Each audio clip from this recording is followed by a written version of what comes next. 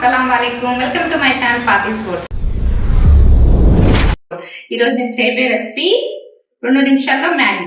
అది రొటీన్, కానీ మ్యాగీలో కూడా వేరే నేను ఇంట్లో ఎలా చేస్తానో ఆ విధంగా చూపిద్దామని ఇవాళ మీ ముందుకు వచ్చాను. చూసేయండి మరి నాతో పాటు.